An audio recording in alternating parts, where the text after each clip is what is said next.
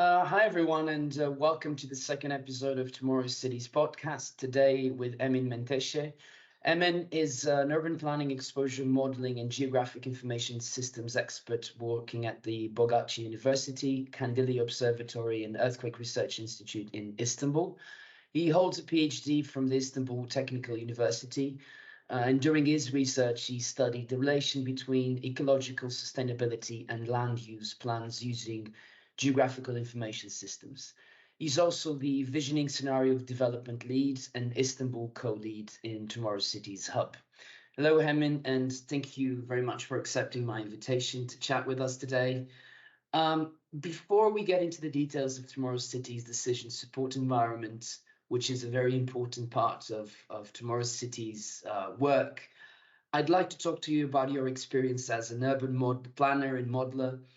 You worked as a local expert for Turkey on the IPA Floods and Fires Program, which is an EU-funded project for flood prevention and forest fires risk management in the Western Balkans and Turkey.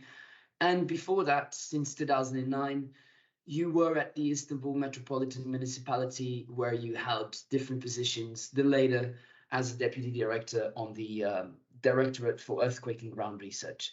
That's quite a long experience. That's more than 15 years of experience dealing with urban planning, risk management, and in regions which are very prone to a multitude of natural hazards.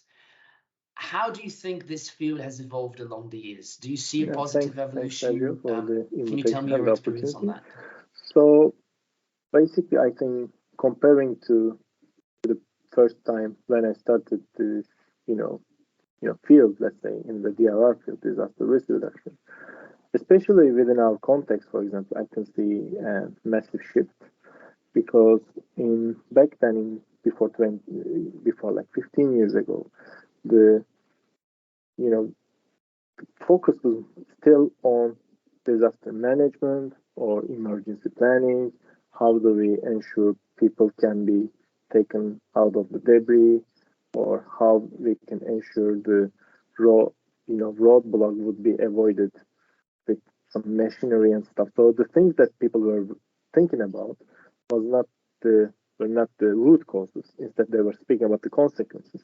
And instead of looking at those consequences, the root causes, they were, looking at things that could solve the issue for today, but not for the future generations. So I think during that 15 years, at least there was a mind shift happened, which is good, which is, people are now concerned more about reducing disaster risk. And they are aware that it is related to how we plan the urban context and how we develop the physical environment, how equitable we are within the social context. Without having those three elements together, it's impossible to reduce disaster risk. So I think this is now well acknowledged, both in developed countries or developing or even in global south. I think these are all now well acknowledged, facts. But the difficulty and I think the implementation. Okay, we know those, but why can't we implement? Why there is still risk as we lived like 10 months ago in Turkey? Like, why did 50,000 people die, although we knew how to reduce disaster risk? I think that's the tricky part. And for that, I think we need another mind shift to, transit to this, phase, let's say. Following on that, do you think that we need to generate more awareness? Because I'm thinking this has very much to do with political issues or policy issues, because you're talking about implementation. The frameworks are there in most countries, at least most developed countries, on building codes, on urban plans where you can and where you cannot build, or at least where you should not build. But then maybe, do you think that by generating public awareness on the issue, that could help pressuring policymakers to actually make it not just the codes and not just the laws, but actually implementing these and say, well, you cannot actually build here, or you need to actually build, make a building with these structures. Do you think that would be that's a I mean, yes, that's one aspect of the equation. Like, without being aware of the issue, we cannot have a say, or we cannot have a proper argument to challenge the decisions, basically, or be a part of the decisions even. So I think this is very critical. Like, people need to be aware, and they have to be to a certain level. They have to have a certain level of understanding about how risk occurs and how it can be reduced. I mean, we can't expect from people to know exact details as engineers do, or as policymakers, but still there needs to be established a standard level of knowledge. That's for sure. But on the other end, it doesn't necessarily mean that awareness will lead to disaster risk reduction. As you say, like, it's a policy-making issue. And then it comes to the fact that how are we developing our policies? Are they co-produced? Are they participatory enough so that public opinions or public priorities are considered? So as we do, I think this is the missing part. If people become, once they are aware, if they become a part of the policy-making process, engaging within that process, they own the policies. And then I think this will create a gradual positive impact to reduce disaster risk. I think that's the key. Yeah, I think that we'll talk a bit more about that when we go into the decision support environment. But I think you are raising a very, very interesting point. Going back a bit, especially in the global south, cities are expanding at unprecedented rates. We're talking about some cities at 1-2%, others at 6-7%. It's a very strong urbanization pace. And most of this is pushed by increasing population. At the same time, we see that climate change is increasing the likelihood and intensity of extreme events such as floods and landslides, and the number of associated disasters, as per the numbers of UNDRR, they are on the rise. Is climate change to blame, or where have we urbanized these areas with a complete disregard for their hazard profiles? Yeah. Or is there more a bit to that than just climate change and urbanization? Yeah, It's I think it's very easy people to put the blame on nature, let's say, in more general terms, because it's either it's sometimes nature, it's sometimes climate change, it's sometimes an earthquake, or sometimes it's even God. People are looking for some themes, or some things to basically blame for. So instead, I think it's us, actually, it's community. So as a whole, like, including all the policymaking environment, all the community groups, stakeholders, all of them are a part of the problem, actually. So, but then thinking about the global south context and how they are expanding and how they are basically developing, I think there is a concrete will to change how they're making decisions. You can see when you are having those discussions with the community groups, with the researchers, with the policymakers. So it's kind of it's a position that is basically stuck, and people want to change it, but basically they don't know how, because within their business as usual procedures, they are very comfortable. Like, you have a couple of experts, and then you gather them together, some information from some research or some field visits or some field research. They come up with some decisions that govern future urban context, but it's not helping. We have proven ourselves as humanity, like, such decision making does not help in the long run. So most definitely, I think we need some innovative and new approaches, and I think it will be grasped really easily from those community groups and stakeholders there. I think this is an essential requirement for the global south. Yeah, I very much agree with that approach. It seems to me that it very often we are very quick to put the blame on a sufferer in a place where we can't do anything about it because it's the natural environment, and we completely disregard the fact that we are humans and we have been changing the planet for the past million years or whatever. So that there's a possibility of us doing something about it. And I think including community groups, it's probably one of the most important things. I'm going to jump one of these questions because I think you've already touched on this point of the need for collectively acting on the issue. And it just really takes me on to how Tomorrow Cities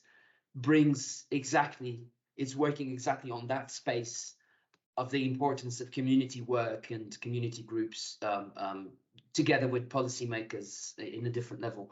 So instead of trying to solve current problems, or at least just current problems, Tomorrow Cities looks towards the future and provides urban planners with a framework and a toolbox that enables them to design inclusive disaster resilient cities. You have worked extensively in the hub. You just came back from one of the new cities that are joining us in Dar es Salaam. What impact do you think that Tomorrow Cities is making in Istanbul? In cities like Istanbul, it's one of the ones that you probably know better than anyone. I think the best or what impact we can do is really showing them those different stakeholders, and including the decision makers actually, on how to act in the face of future hazards and how they can learn from their past experiences and then take it to a new level actually. Because today, and it's also connected to my our previous conversation about business as usual practices. So it's kind of a comfort zone for all those people, and it's also the case in Istanbul. And people are very reluctant to leave those comfort zones because when you're out, then you have some new questions, new problems. But if we have answers to those questions, then we have solutions. And I think that's what we do. We are showing them, we are saying them first, go out of your comfort zone, speak with the community groups, speak with different stakeholders, and not just speak, basically empower them and make them a part of the policy-making, decision-making process. So this is firstly a huge deal for a policymaker in Istanbul context, because they are elected. So why bother, So it's a very comfortable process for them. So firstly, we say that, but then second thing, we showcase how this can be done in a very smooth and coordinated way through the implementation of our, specific toolboxes, let's say. And I think the best part is taking it from there, from daily struggles of those different community groups, and taking it from there and to the 50 years ahead, showing them what this city will look like and what's going to happen if we don't take any precaution, showing them how risks can occur in the next 50 years. I think this is something that, to be honest, not many groups do actually, and this is what we offer actually for those specific groups. And I think it's very valuable to them. Whenever we showcase our work, whenever we explain, I think they all love. They just don't know how to transform this into a proper impact mechanism. So I think, and that's where we are at the hub right now. That's what we are really working hard to make it an impact story actually for new cities and all cities actually in the world. Could you give an example of, in the case of Istanbul, of, for example, a community group that had never had contact with such a because I can see it's kind of easy to approach a policymaker that's working in urban development and saying, let's talk about urban development and disaster risk reduction and hazards. But it's probably very different going into a community group, especially in the sense that Tomorrow Cities is very much concerned with the poorest communities. How was that experience, and what's their reaction? How is that they engage with you? So we have 3 stages where we interact with community groups. within the TCDAC, like our decision support environment. So here, I think one thing happened in the final workshop that we have in Istanbul, and it was the moment where they are supposed to understand the key concepts and key root causes of disaster risk. And one of the participants, he approached me and said, "This is the third time we are meeting, and now I get what happens when I get those decisions." So I think this is the point that we want them to be at. So this is the point where we want them to, travel, at least, starting from some future visions and developing some scenarios showcasing how they can, be hampered in the case of an earthquake, for example, in Istanbul. So I think that this was a great experience to me, like showing that they are also progressing with us. They're also learning with us, about how decisions cause consequences. So I think showing this, development, it was also very valuable from the decision maker point of view because they were observing the entire process.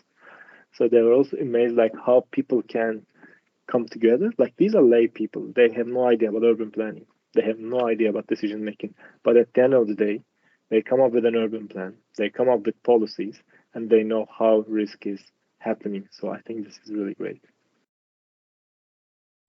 That's such an amazing experience, and it just kind of serves to show how I believe that it's very easy to undervalue the role that people can have in work like this, and from my side, for example, working in communication of science communication and on complex issues, it's interesting to see that it is possible to bring people to a level where they can actually contribute to the discussion and not stay inside a closed room in a municipality or in a university.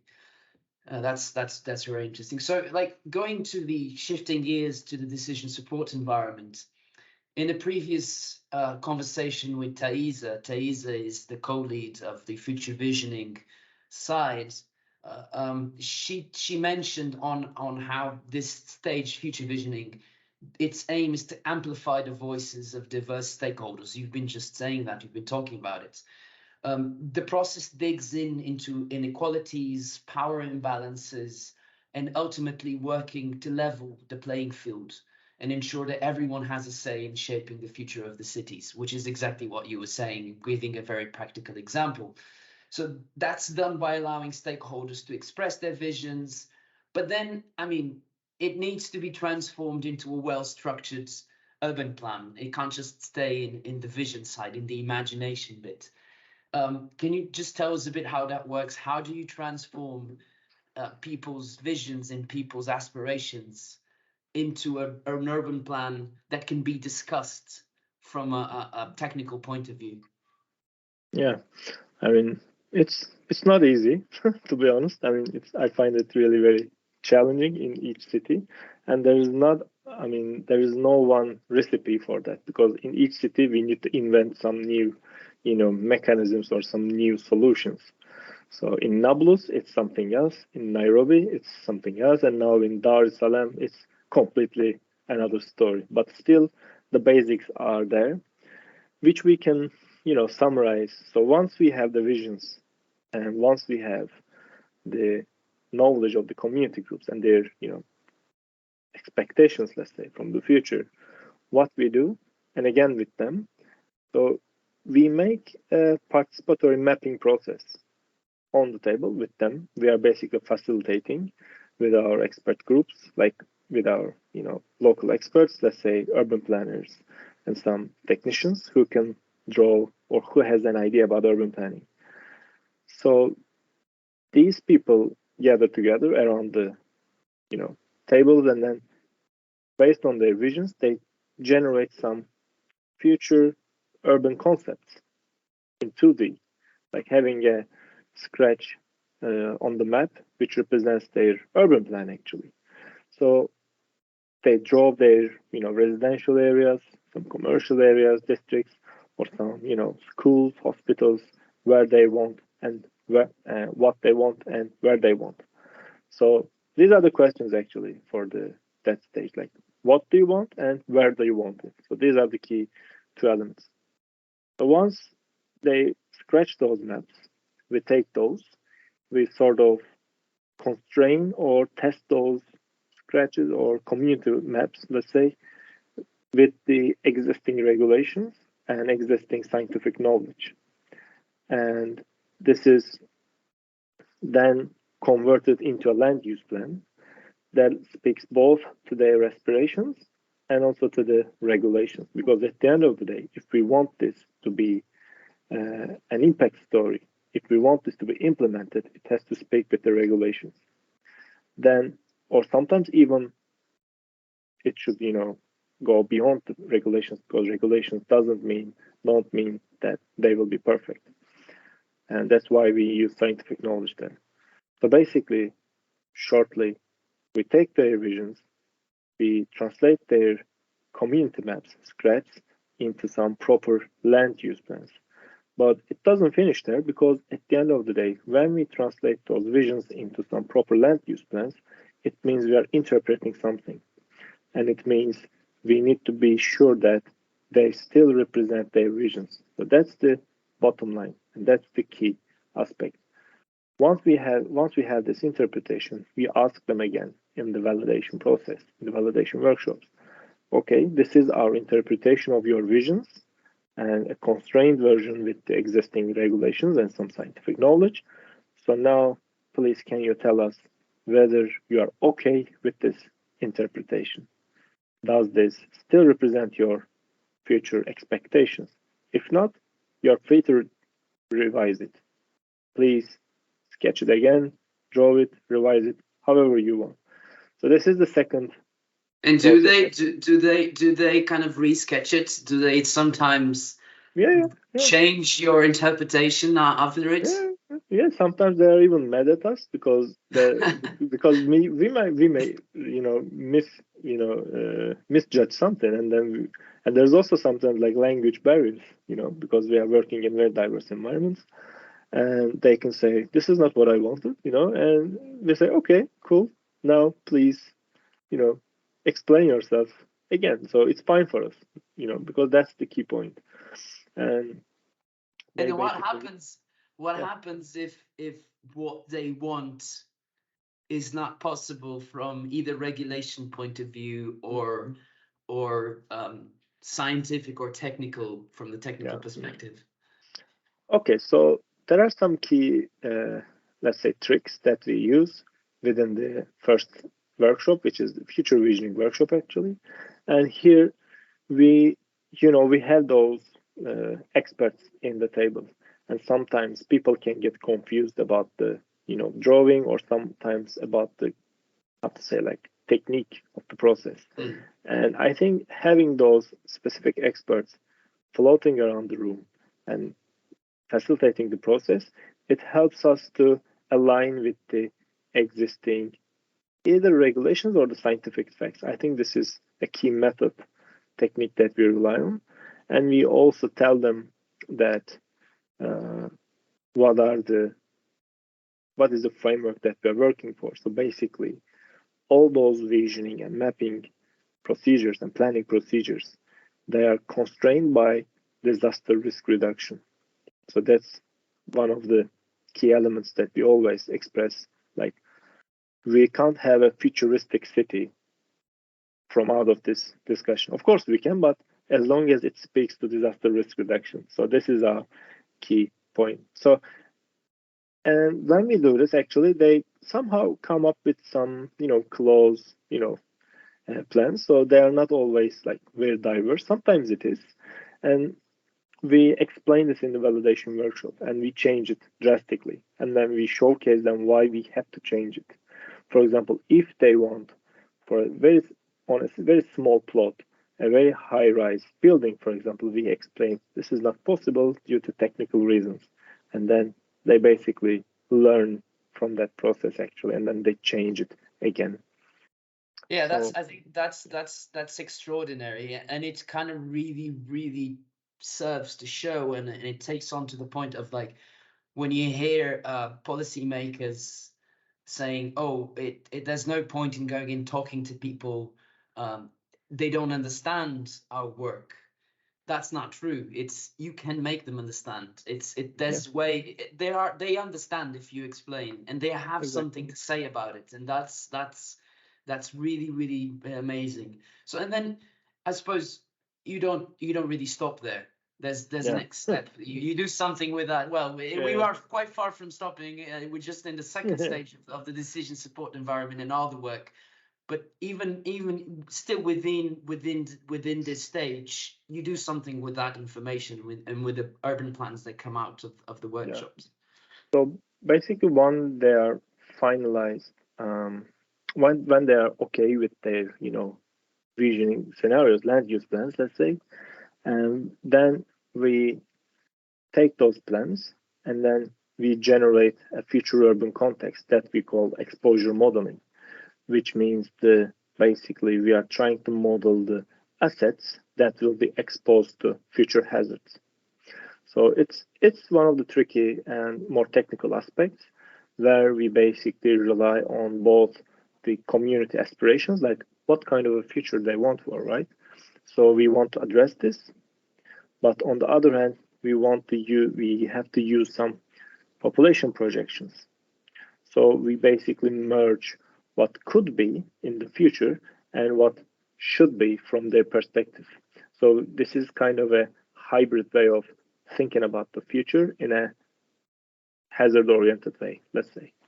And then at the end of the day, when they're finalized with their discussions and then with their, let's say, workshops, and when we are finished with the work, we have a land use plan that speaks to the aspirations. We have an exposure information that includes like buildings, households, individuals, road layouts, like power networks, infrastructure lines, etc. So we can model all of those using some bespoke modeling techniques. And then on top of those, or supplementing those, we have their policies, as we call. So these land use plans are connected to the policies that are developed through this participatory process. And policies, we can call them like measures that speak to reducing future problems, actually. Like how do you solve the issue of, collapsing of buildings, for example? I don't know. So they say enhance the building code or enhance the implementation, for example, in Turkish context. So there are such different types of policy priorities in different contexts. So in short, at the end of the day, at the end of those visioning and development process, we have a land use plan, we have the future urban context with like all those assets on the ground, and also we have their policies, their solutions that speak to those future risks. That's a complex process. Yeah. Just to this was very insightful, and I really enjoyed chatting with you about this. As a wrapping up, how do you see that tomorrow's cities might be able to kind of it does already bring something different into the world of urban planning, into the environment of urban planning. What would you like to see in the future, not only for tomorrow's cities, but specifically, but for the field of urban planning in general? I think, I mean, that's very tricky because urban planners are basically trained to see the future. Basically, this is a plan, it speaks to future. But in reality, the way they are approaching it is very oriented to today's information. And moreover, I think the biggest novelty in this process is not that we are using a participatory method, is not that we are coming up with a hybrid scenario development process, and it's not even that we can compute disaster risk. The novelty is that for the urban planning mechanisms, urban planning institutions, is that we do it all at once. We do it all together. It's not just one section. When you, let's say, dismantle packages they have, dismantle those different elements in the TCDAC. They may not sound, and they're not actually that, novel. But the way we are bringing it together, I think it's a big deal for urban planners, and it's a huge opportunity for the planners and also decision makers, because they can basically see how their decisions will result in different consequences under different types of hazards, under the interaction of hazards, even sometimes climate change. So in that sense, it gives a huge opportunity for them to review, revise, and enhance their decisions. I think if I was a decision maker, that would be what I would ask for, actually. Yeah, well, I hope they think like you, and Okay. and they see that capability that tomorrow's cities brings. I really hope that we are able to demonstrate that, although, as you say, each package or each stage is not particularly innovative. It might be in some senses, but it's the whole process that it's valuable, and that we can bring something very different to the table. Yeah. I don't know. Do you have any? You are free to. The microphone is yours if you want to add anything to the conversation. No, I mean, yeah, thanks. It was very nice to speak about those. Although we speak about those very frequently, it's good that we have highlighted some of the key elements of the work. So yeah, I hope people are also not only decision makers, not only our target groups, but also other research groups are also interested. I hope within our work and also our approach, so that it gets better and better every day. So I hope they're all interested and yeah, they like it. Emin, thanks very much for joining. It was a Yeah, great pleasure to have you. yeah. You're welcome. Thanks. Likewise. Thank you. Stay tuned for another episode of Tomorrow's Cities podcast, where we will continue to explore how the hub's risk-informed inclusive urban planning framework is changing the landscape of several cities of the global south. Until then, have a great holiday and a happy new year.